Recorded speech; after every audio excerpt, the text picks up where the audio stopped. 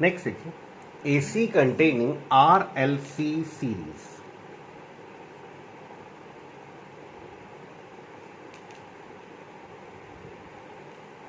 RLC series, resistor, inductor, capacitor, all three are in series.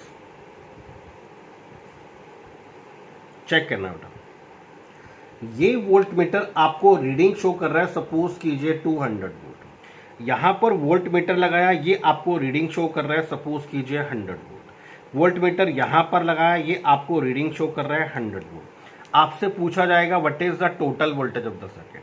तो पहले check करना what is V R कितना, I into R. What is V L कितना, I into X L. What is V C कितना, I into x सी। अब अगर ये 200 है, ये 100 है, ये 100 है, आपसे पूछा जाएगा टोटल वोल्टेज, आप बोलेंगे 400 volt. That is absolutely wrong, ये गलत हो जाएगा। इसके लिए पहले आपको इफेक्टिव फेजर डायग्राम बनाना है। तो रेजिस्टिव पोर्शन में क्या होता है, resistive voltage and current are in same phase. In case of inductive portion, inductive voltage leads the current by 90 degree. In case of capacitive portion, capacitive voltage lags the current by 90 degree. So the effective phasor diagram of the circuit, effective phasor diagram of the circuit is resistive voltage and current are in same phase. Inductive voltage leads the current by 90 degree. Capacitive voltage lags the current by 90 degree. What is VLI into XL? What is VCI into XC? Case 1. First case में आपसे क्या आता है, if XL is equal to XC। अगर XL और XC इक्वल हैं, obvious है सीरीज सर्किट है, करंट सेम होगा।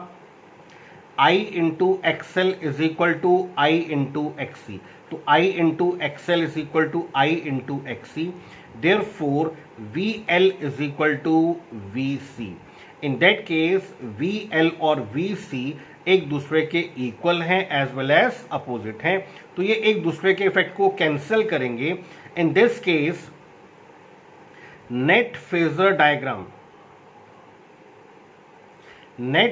Diagram of this circuit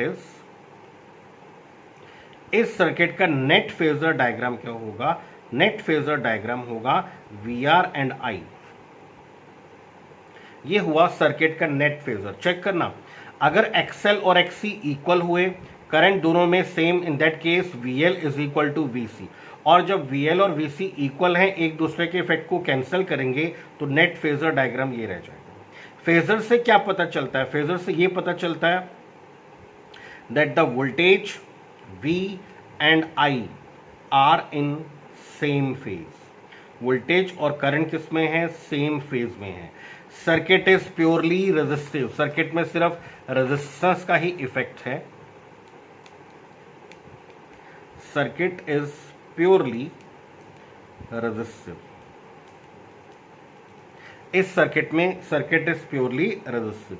power factor अगर पूछा जाए तो phase difference between voltage and current is 0 and cos 0 is +1, तो power factor of the circuit is unity. और देखिए circuit is purely resistive, circuit जब सिर्फ रेजिस्टिव है तो applied voltage V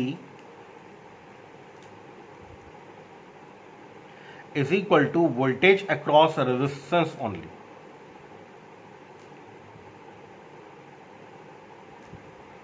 applied voltage V किसके इक्वल होगा, applied voltage V is equal to voltage across resistance only, V is equal to VR। तो check कर लेना, यहां पर ये 100 है, ये 100 है, VL और VC इक्वल है, एक दूसरे के इफेक्ट को कैंसिल करेंगे।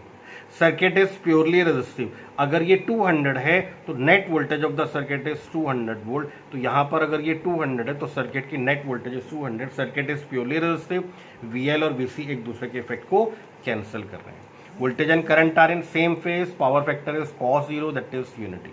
अप्लाइड वोल्टेज किसके इक्वल होगा? वोल्टेज अक्रॉस रेजिस्टेंस के इक्वल होगा. तो नेक्स्ट देखिए इसमें case 2.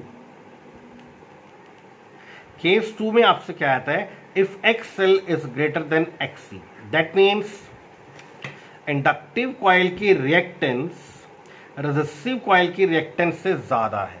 If XL is greater than XC, therefore I into XL is greater than I into XC. This implies VL is greater than VC.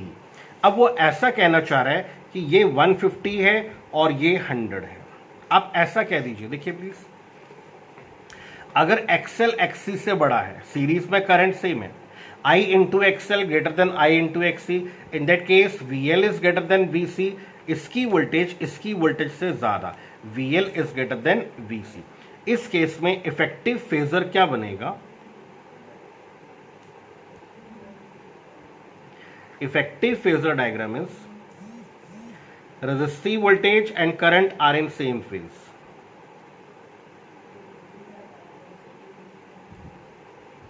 VL greater than VC. मान लीजिए ये 150 है और ये 100 है, तो जितना इसका इफेक्ट है इसमें से कैंसल आउट कर दीजिए.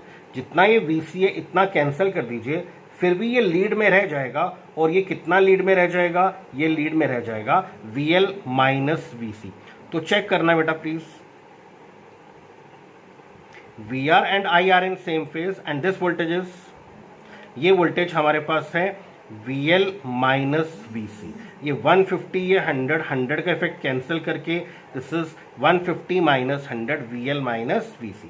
तो सर्किट की इफेक्टिव वोल्टेज कितनी होगी? इस केस में सर्किट की effective voltages V is equal to root of VR square plus VL minus VC square. ये सर्किट की नेट इफेक्टिव वोल्टेज हो गई.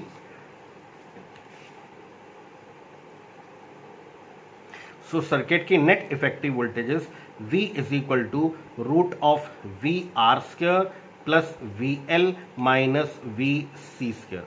What is VR? VR कितना? I into R. What is VL? VL कितना? I into XL. What is VC? VC कितना? I into XC. And the total voltages current into total resistance of the circuit, which we call as impedance of the circuit. This is R square plus XL minus XC square. I cancel हुआ दोनों side से, तो Z कितना है हमारे पास? Root of R square plus XL minus XC square. This is the effective resistance called impedance of the circuit. ये circuit की इफेक्टिव रेजिस्टेंस है जिसको हम बोलते हैं impedance of the circuit. And the impedance triangle is, check करना बेटा, impedance triangle is, ये हमारे पास R, चेक कर लीजिए. VR is I into R, VL is I into XL, VC is I into XC. I cancel हो गया दोनों side से. ये हमारे पास XL minus XC and the net impedance of the circuit is Z is equal to root of R square plus XL minus XC square. ये हो गया नेट इम्पीडेंस. और नेट वोल्टेज और नेट करंट में phase difference is 5.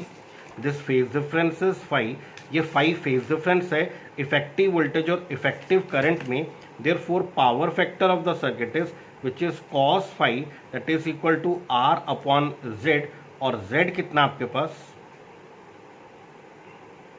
Root of R square plus XL minus XC square. This is the power factor cos phi. ये हमारे पास circuit का पावर फैक्टर. नेक्स्ट देखना बेटा केस 3.